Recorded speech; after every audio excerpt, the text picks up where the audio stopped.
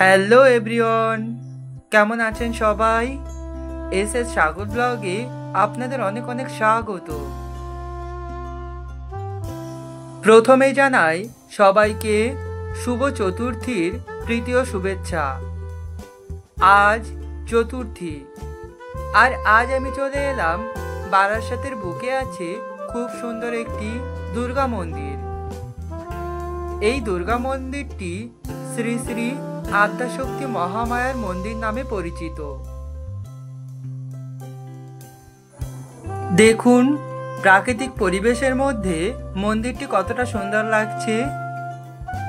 আমার মনে হয় যারা বারাসাতে থাকেন তারাও এই মন্দিরটি তাদের কাছে অজানা।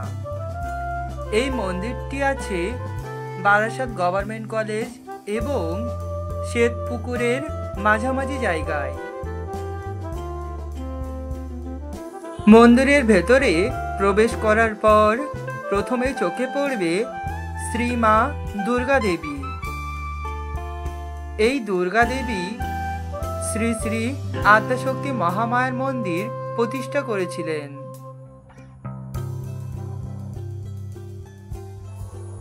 মায়ের মন্দিরে আসার পর যেন মনটা ভালো হয়ে গেল, কারণ এখানে একটি দুর্গা মূর্তি নয়, এখানে আছে এক জোড়া দুর্গা মূর্তি।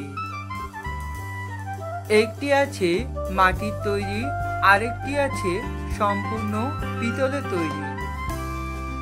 মাটির তৈরি দুর্গা মূর্তিটি গর্ভগৃহের বাইরে, আর পিতলের তৈরি দুর্গা মূর্তি গর্ভগৃহের ভেতরে। এই দেখুন পিতলের তৈরি মায়ের মূর্তিটি, আর সাথে আছে রাধা কৃষ্ণজি, আরো অনেক দেবদেবী। দেখুন মাকে দেখতে কি মিষ্টি লাগছে।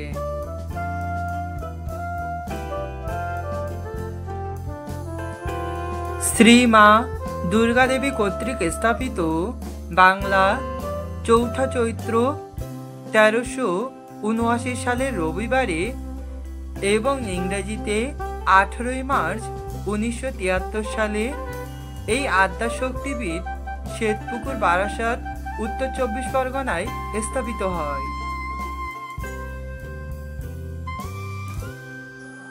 আর মাত্র কয়েকটা দিন তারপরে মায়ের পুজো, তারই তোড়জোড় চলছে পুরো মন্দির জুড়ে। আর এখানে মায়ের পুজোর সময়সূচি দিয়ে দেওয়া হয়েছে। আর এই মন্দিরটি সারা বছরই খোলা থাকে, প্রতিদিন সকাল ৬টা থেকে ১২টা এবং বিকাল ৪টে থেকে রাত ৮টা পর্যন্ত মায়ের মন্দির খোলা থাকে। আপনারা চাইলে মায়ের মন্দির থেকে ঘুরে আসতে পারেন।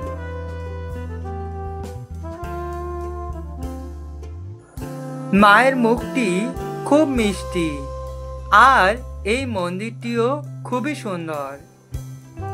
বারাসাতের বুকে প্রাকৃতিক পরিবেশের মধ্যে এমন একটি মন্দির যেন সত্যি আকৃষ্ট করে সবাইকে। অবশেষে মাকে প্রণাম জানিয়ে আমি আবারও রওনা দিয়ে দিলাম ফেরার উদ্দেশ্যে। ঠিক আছে বন্ধুরা, সবাই ভালো থাকবেন, সুস্থ থাকবেন, আর সবাইকে পুজোর অনেক অনেক শুভেচ্ছা। দেখা হবে পরবর্তী আরেকটি ভিডিওতে। আর আমার ভিডিওটি যদি আপনাদের ভালো লেগে থাকে একটি লাইক, কমেন্ট আর শেয়ার করতে একদম ভুলবেন না। Thank you.